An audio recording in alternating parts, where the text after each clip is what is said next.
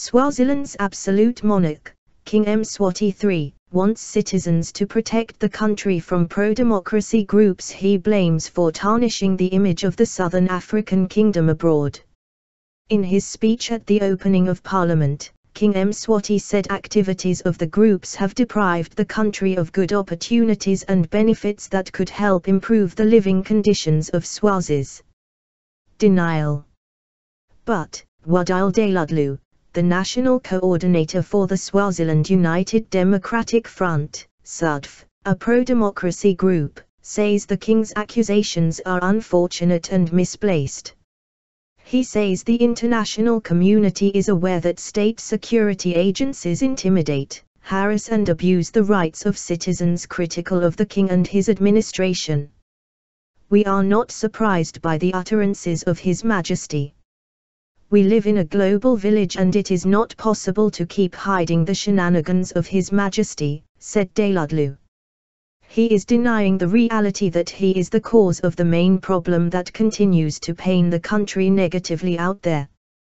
By refusing to democratize, respect human rights, and respect the rule of law, these are the things that cast negatively about the country out there.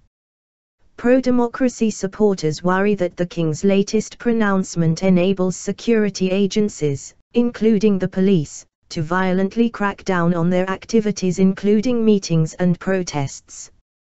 Dludlu said he agrees with the concerns of pro-democracy supporters. His Majesty is taking a more tougher stance on demonstrations on dissidents as he calls us, he said. Going forward, we will continue to do our best to mobilize Swazis to continue protesting. We are making a call because these utterances are educative enough for the world to see what type of a leader and leadership is in Swaziland.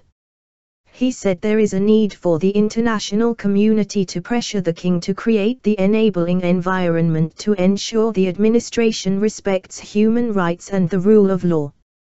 In our view, His Majesty will continue to posture so bad as he does if many governments in the world continue to treat him with white gloves, continue to trade with Swaziland without taking a good look at the human rights record of Swaziland, said Dludlu. AGOA. The United States recently removed Swaziland's membership in the African Growth and Opportunity Act, AGOA, after the country failed to meet benchmarks to be part of the trade agreement.